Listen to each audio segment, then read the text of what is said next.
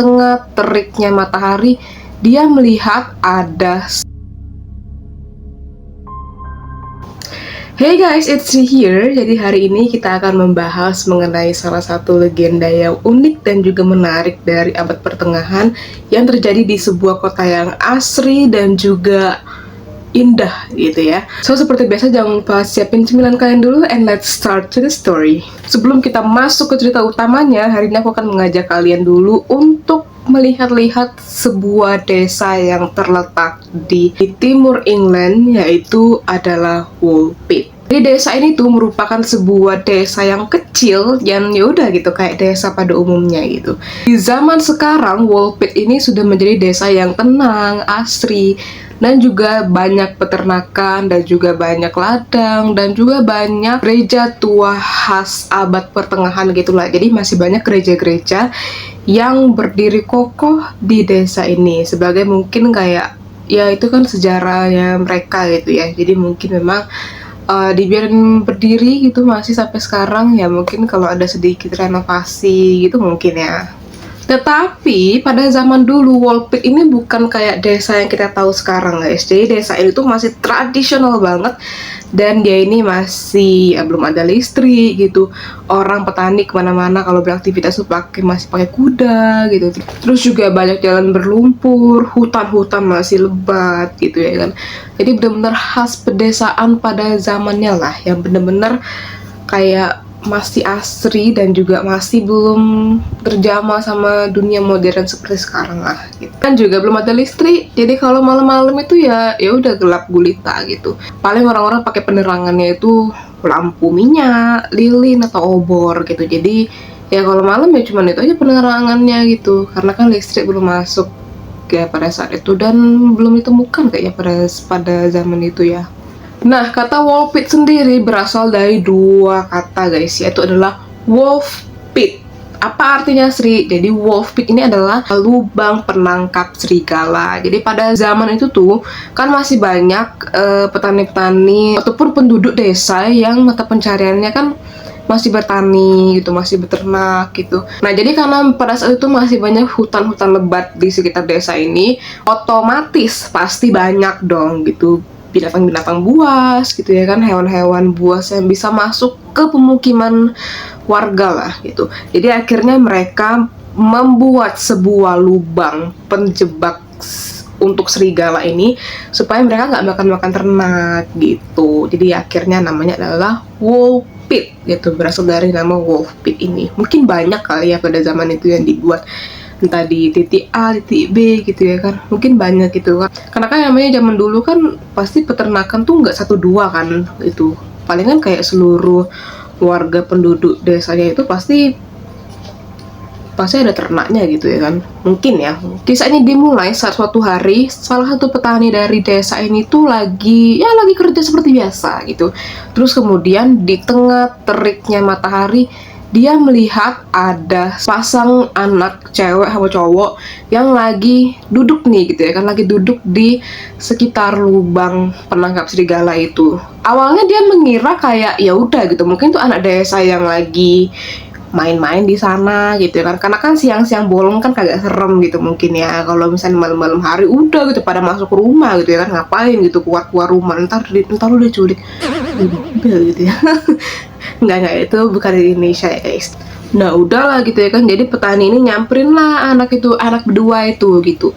Nah setelah disamperin ternyata ada yang aneh dari mereka ini guys. Anehnya apa Sri? Jadi warna kulit dari anak-anak ini tuh enggak seperti kita pada umumnya. Kalau kita pada umumnya kan ya udah gitu kayak kulit yang kita pada umumnya kan ada kuning langsat lah, sawo matang lah, ada yang neutral lah gitu ya kan. Pokoknya yang pada umumnya lah orang-orang punya kulit gitu. Tapi ternyata anak-anak ini tuh kulitnya berwarna, ayo apa tebak coba? Kulit anak-anak ini berwarna hijau. Iya, hijau gitu. Jadi pas aku cari-cari juga sebenarnya tidak disebutkan hijaunya hijau apa, hijau rumput kah, hijau daun kah, hijau apa gitu, hijau alpukat, hijau semangka gitu. Nggak ada yang bisa diklaim 100% guys, karena memang sumber sejarah banyak menyebutkan hanya ya udah hijau aja gitu. Makanya kisah ini disebut dengan Green Children of Woolpit. Udah lah tuh kan, ketemu anak-anak berdua ini. Jadi karena mereka ini kulitnya hijau, ya mungkin petani yang nemuin ini kayak manggil rekan-rekannya kali, ini sini coba lihat anak berdua itu kok warna kulitnya hijau gitu ya kan. Mereka ini asalnya dari mana gitu. Karena kan nggak lazim kan ya warna kulit kok warna hijau gitu. Dan juga nih ya guys, kemarin tuh aku cari, ternyata ada sumber internet yang menggambarkan anak-anak ini kulitnya hijau neon. Hijau neon, jadi nanti aku bakal taruh juga gambarnya di sini. Hijau neon, dan itu menurut aku serem banget karena kayak Stabilo Boss tuh nggak lo, yang warna hijau yang bisa kita pakai di zaman-zaman sekolah itu. Nah begitulah ya, disamperin lah anak-anak berdua ini. Dan ternyata anak-anak berduanya tuh ngomong mungkin kayak ngegumam kali ya, entah bahasa apa yang mereka pakai, tapi yang jelas para petani dan juga penduduk-penduduk desa itu nggak ngerti guys apa yang mereka ngomongin gitu.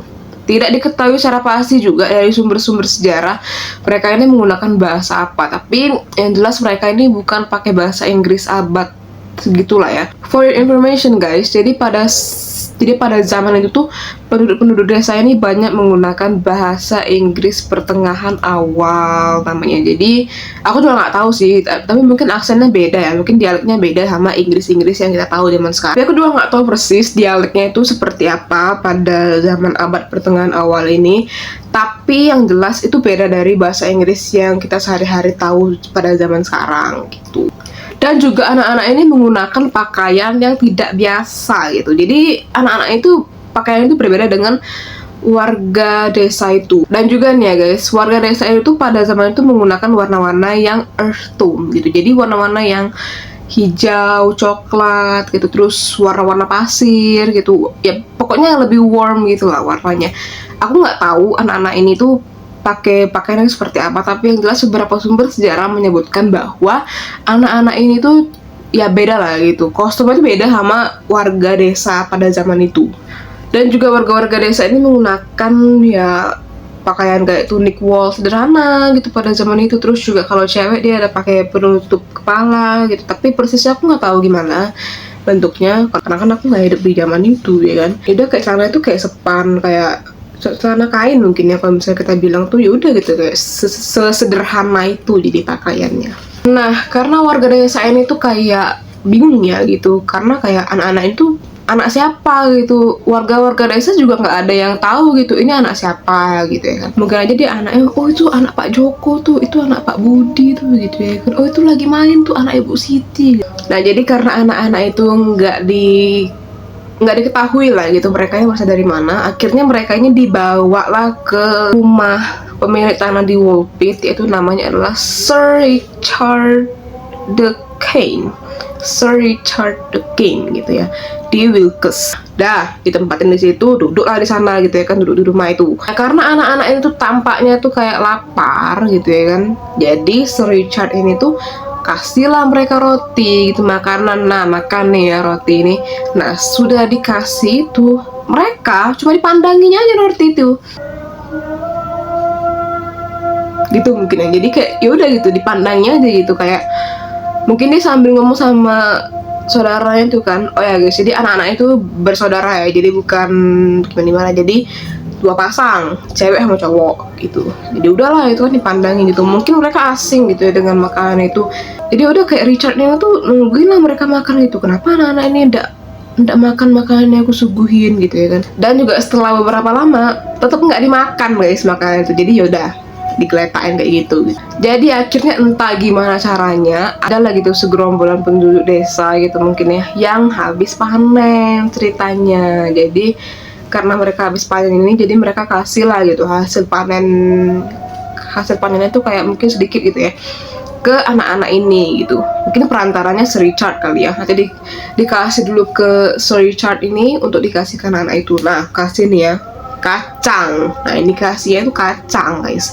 Kacangnya jenis apa Sri? Kacangnya tidak ditahu secara pasti itu jenis apa. Yang jelas banyak sumber dari artikel-artikel yang aku baca itu adalah polong kacang guys. Polong kacang, bukan kacang polong. Kalau kacang polong kan begini ya gambarnya, tapi kalau polong kacang itu dia rumahnya guys, rumahnya kacang. Jadi tidak diketahui secara pasti kacang apa yang mereka makan. Kan banyak kan kacang hijau, kacang merah, kacang polong, kacang apa lagi, kacang almond gitu ya kan. Kan banyak jenis kacang, tapi tidak diketahui secara pasti mereka ini makan kacang apa. Yang jelas kacang dikasih ke mereka, makan gitu ya kan. Makan mereka guys, makan anak berdua ini. Nah karena setelah mereka makan, nah doyan mungkin ya, girang gitu jadi anak berdua ini. Roti yang tadi itu tidak dimakan sama mereka guys. Itulah anehnya, kayak disuguhin roti tapi nggak dimakan gitu. Tapi juga sebenarnya dari aku searching, sebenarnya ada beberapa sumber yang mengatakan bahwa mereka ini lagi main, anak berduanya lagi main di ladang atau di mana gitu lah kan, tempat entah kebun entah apa gitu. Terus mereka nemuin lah kacang ini, dipetik, dimakan sama mereka. Tapi juga tidak diketahui secara pasti sebenarnya mereka ini dikasih oleh warga desa atau mereka itu udah petik sendiri gitu. Beberapa hari kemudian tidak terasa mereka ini ya udah gitu, sehari-harinya ya udahlah mungkin bermain berdua aja gitu ya kan, sambil makan kacang gitu. Makanannya kacang aja gitu. Sampai suatu hari akhirnya si Richard ini nyuguhin lah gitu roti gitu, ayolah gitu, disuapin mungkin secuil gitu ya, ayolah makan dulu, cicip dulu gitu, makan ini kan cicip dulu. Yaudah akhirnya setelah dibujuk, buka lah mulut dia, hap masuk gitu ya kan roti itu. Nah setelah itu akhirnya mereka makan, akhirnya mereka bisa makan roti gitu. Mungkin mereka belajar juga kali ya makan roti. Jadi yaudah akhirnya ya aku nggak tahu sih, mereka mungkin makan roti terus diselengi kacang gitu atau pakai selai kacang. Udah lah gitu, akhirnya sudah bisa makan roti gitu ya kan. Berhari-hari pun berjalan gitu, mereka hidup di desa ini. Entah gimana aktivitas mereka ya, aktivitas anak-anak pada umumnya mungkin main gitu ya kan. Nah akhirnya tidak terasa setelah mereka sudah bisa makan roti ini, sesuatu yang menyedihkan pun terjadi. Jadi kan anak-anak dua ini kan ada cewek sama cowok. Nah jadi yang si cowok ini tuh tiba-tiba jatuh sakit gitu ya kan. Mungkinnya dikasih obat-obatan dari zaman itulah gitu ya kan. Tapi akhirnya ya takdir berkata lain, akhirnya dia meninggal gitu. Meninggalnya karena sakit ya.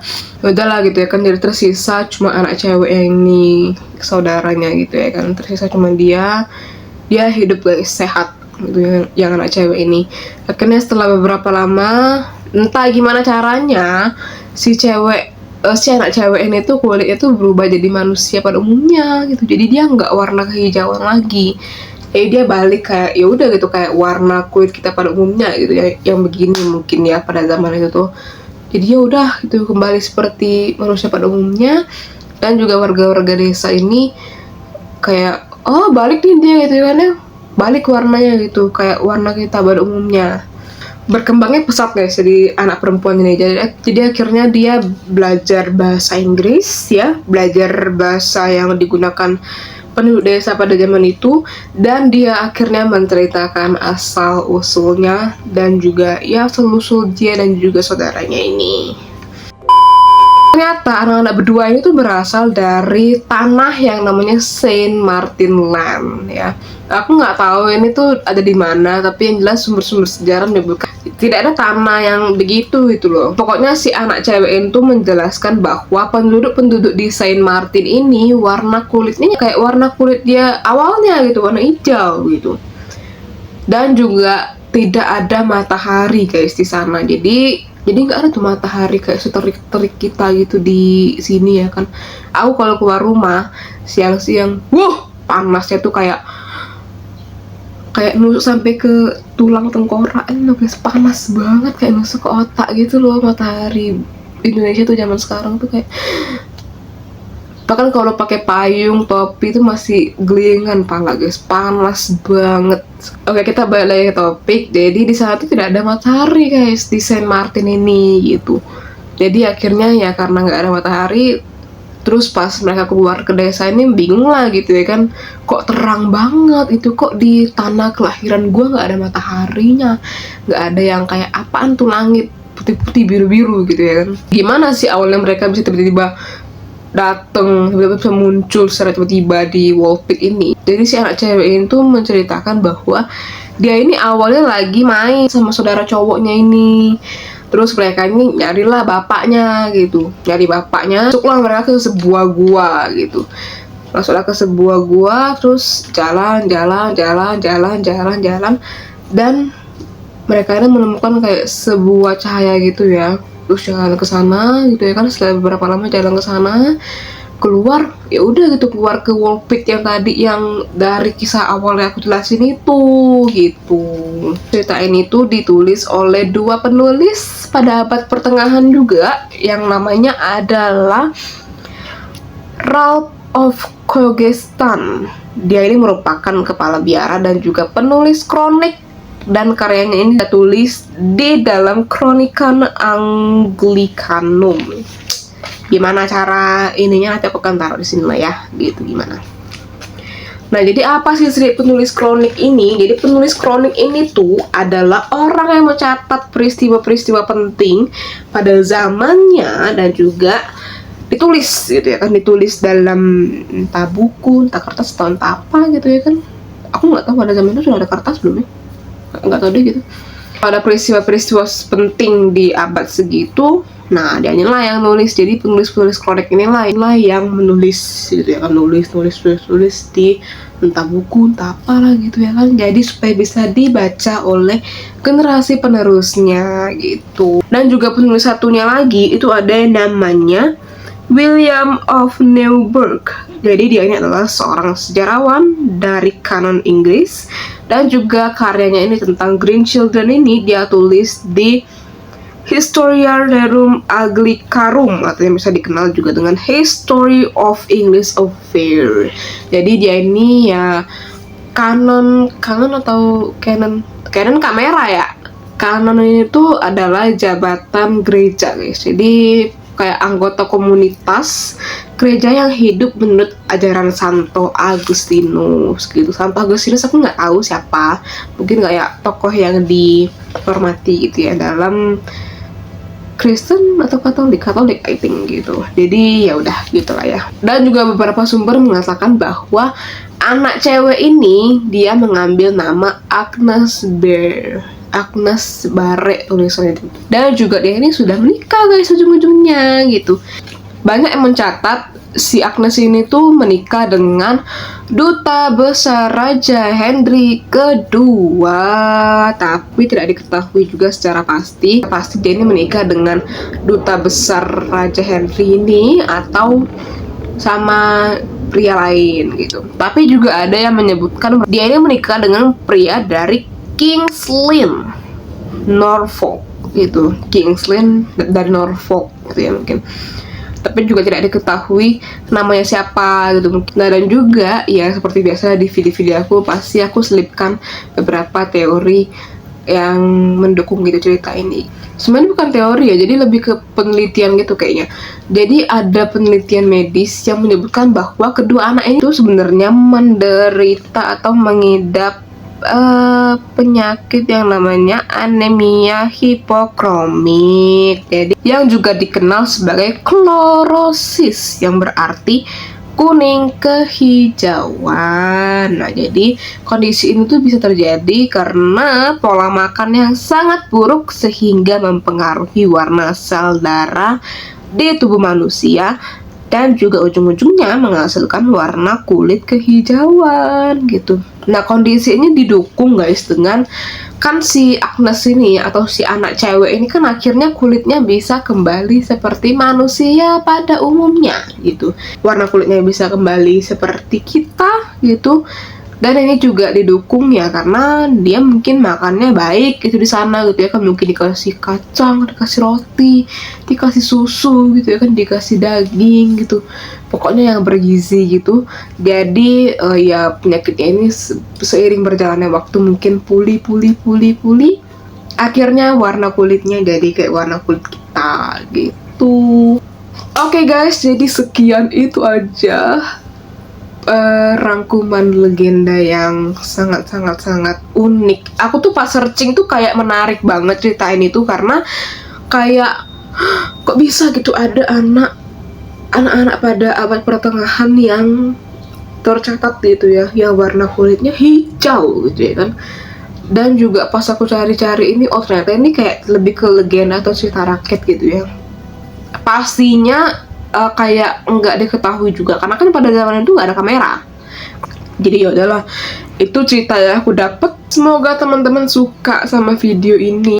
Jangan lupa juga buat subscribe channel ini, dan jangan lupa juga buat aktifin lonceng notifikasinya, share video ini sebanyak-banyaknya ke teman-teman kalian, like juga supaya kita bisa belajar bersama-sama.